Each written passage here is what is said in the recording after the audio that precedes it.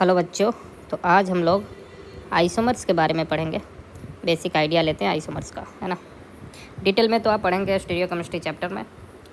आज हम लोग बेसिक्स जानते हैं। तो आइसोमर्स का सबसे पहले आपको डेफिनेशन पता होना चाहिए। ये जो होते हैं डिफरेंट मॉलिक्यूल्स होते हैं, दे आर डिफरेंट मॉलिक्यूल्स। मतलब ये सेम मॉलिक्यूल्स नहीं होंगे, डिफरेंट होंगे। Having same molecular formula, having same molecular formula. इनके मॉलिकुलर फार्मूला सेम होंगे, लेकिन ये मॉलिक्यूल्स होंगे वो क्या होंगे, डिफरेंट होंगे और डिफरेंट कंपाउंड होंगे। अब पहला बात ले लेते हैं हम यहाँ पर इथेनॉल का बात करते हैं। CH3CH2OH। यहाँ क्या है, अल्कोहल है, फंक्शनल ग्रुप। इसका नाम है इथेनॉल, ठीक है। और दूसरा हम लेते हैं डाई मिथाइल ईथर, CH3OCH3। यह है डाई मिथाइल ईथर, नाम लिखिए डाई मिथाइल ईथर।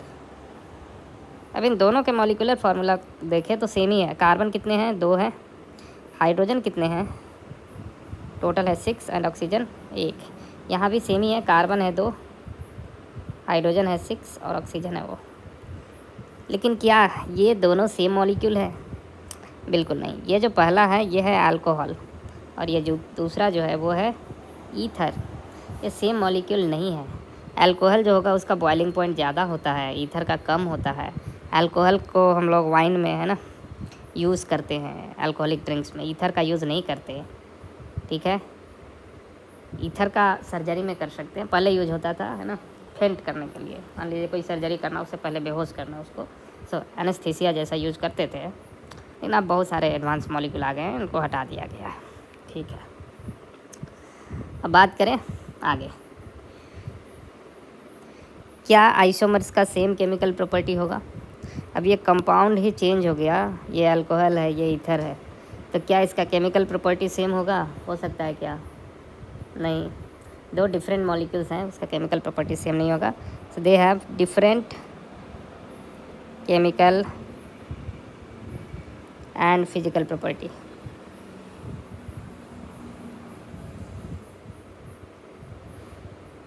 आइसोमर्स के क्या होंगे, डिफरेंट केमिकल और फिजिकल प्रॉपर्टी होंगे।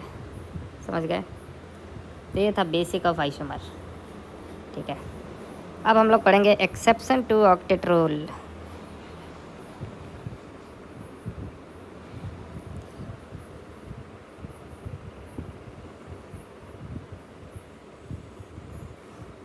ये थोड़ा समझना है यहाँ पर। केमिकल बॉन्डिंग में ऐसे पढ़े होंगे आप, एक्सेप्शन टू ऑक्टेट रूल क्या है। केमिकल बॉन्डिंग की बात है कि कुछ कंपाउंड जो है ना वो ऑक्टेट को फॉलो नहीं करते, तो या तो उनका टोटल इलेक्ट्रॉन 8 से कम होगा या उससे ज़्यादा होगा वैलेंस शेल में, ठीक है। तो अगर बात करें हम BeH2 की, BeH2 एक लीनियर मॉलिक्यूल है सीधा, यहाँ पर एंगल हो जाएगा 180 डिग्री का, है ना। इसमें बात करें कि टोटल कितने इलेक्ट्रॉन है, हाइड्रोजन का 1 हो गया और बेरिलियम का 2 और एक हाइड्रोजन का। तो 2 बॉन्ड बन रहे हैं इस बेरिलियम के पास, खुद के तो 2 हैं और 2 शेयर कर रहा है, तो ये हो गया 4 इलेक्ट्रॉन टोटल। अब बात आता है कि क्या ये ऑक्टेट कंप्लीट कर रहा है, क्या इसका ऑक्टेट कंप्लीट है? नहीं। तो ये 8 से कम है। इस तरह के मॉलिक्यूल को बोलते हैं हम लोग हाइपोवैलेंट, हाइपोवैलेंट, समझ गए? या बोल सकते हैं electron deficient, electron deficient molecule. तो ये आ गया पहला एक्सेप्शन। दूसरा क्या होगा कि 8 से ज़्यादा हो जाए। अब मान लीजिए कि हमारे पास है SF6, SF6 का स्ट्रक्चर इस तरह से होगा, देखिए ये टोटल 6 बॉन्ड बनाएगा सल्फ़र। अब 6 बॉन्ड बना रहा है तो प्रत्येक बॉन्ड में जो है ना इलेक्ट्रॉन की संख्या कितनी होती है, 2 है ना, सिंगल बॉन्ड में। तो टोटल सल्फ़र के पास हो गए कितने, 12 इलेक्ट्रॉन, खुद का 6 और 6 शेयर कर रहा है फ्लोरीन के साथ। तो ये तो 8 से ज़्यादा हो गया जी। इसको बोलेंगे hyper valent molecule, hyper valent molecule. और ये भी एक्सेप्शन है ऑक्टेट का, ये भी क्या हो जाएगा, एक्सेप्शन ही होगा, क्योंकि ये 8 से क्या है, ज़्यादा है। तो उसको सुपर ऑक्टेट भी हम लोग बोल सकते हैं, सुपर ऑक्टेट, ठीक है। तो ये दोनों एक्सेप्शंस हो गए। अब ध्यान दे थोड़ा, एक सिंपल मॉलिक्यूल हम दे रहे हैं आपको BF3। चलिए बताइए ये क्या होगा, ये एक्सेप्शन है कि नहीं है। तो पहली बात, बोरोन के पास 3 वैलेंस इलेक्ट्रॉन है और ये 3 बॉन्ड बना रहा है, तो टोटल हो जाएंगे कितने, 6 इलेक्ट्रॉन। 6 इलेक्ट्रॉन हुए तो बिल्कुल ऑक्टेट तो इनकम्प्लीट है, और ये 8 से कम है तो इसको बोलेंगे हम लोग हाइपोवैलेंट, है ना, हाइपोवैलेंट बोलना सही रहेगा। चलिए दूसरा एग्जाम्पल हम लोग लेते हैं डाई मिथाइल सल्फॉक्साइड का। यह सल्फ़र, ऑक्सीजन और 2 मिथाइल ग्रुप ऐसे जोड़ दिए। सल्फ़र जो है ना ऑक्सीजन फैमिली का एलिमेंट है, तो टोटल वैलेंस इलेक्ट्रॉन होगा 6। अब ये 6 में कितने बॉन्ड बना रहा है सल्फ़र, 4 बॉन्ड बना रहा है ना सल्फ़र। 4 बॉन्ड तो 8 इलेक्ट्रॉन तो बॉन्ड से ही आ गए, और 2 यहाँ का आ गया जो लोन पेयर इलेक्ट्रॉन है, तो टोटल हो जाएगा सल्फ़र के पास 10। अब 10 क्या है, 8 से ज़्यादा है या कम है?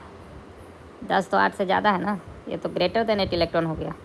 तो ये भी किसके कैटेगरी में आ जाएगा, सुपर ऑक्टेट, या फिर हम बोल सकते हैं इसको हाइपर वैलेंट।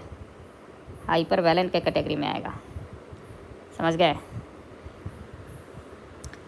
और कुछ और सिंपल एग्जांपल ले लीजिए, सल्फ्यूरिक एसिड लीजिए, S double bond O OH OH। यहाँ भी सल्फ़र तो है, टोटल बना रहा है 6 बॉन्ड, तो टोटल हो जाएगा इसके पास 12 इलेक्ट्रॉन। यहाँ पर कोई लोन पेयर बचा नहीं, क्योंकि सारे के सारे जो है ना 6 इलेक्ट्रॉन जो हैं सल्फ़र के वैलेंस इलेक्ट्रॉन सारे बॉन्ड बना रहे हैं। तो 12 इलेक्ट्रॉन क्या हुआ, क्या ये 8 से ज़्यादा है? बिल्कुल है। तो इसे भी हम लोग बोलेंगे सुपर ऑक्टेट या फिर हाइपर वैलेंट मॉलिक्यूल, समझ गए। तो बहुत ही सिंपल था। एक एग्जांपल और लेते हैं, चलिए LCl3 का लेते हैं। LCl3 बताइए, तो एल्युमिनियम के पास टोटल वैलेंस इलेक्ट्रॉन 3 होता है और 3 बॉन्ड बना रहा है, तो टोटल हो जाएगा 6 इलेक्ट्रॉन, ठीक है।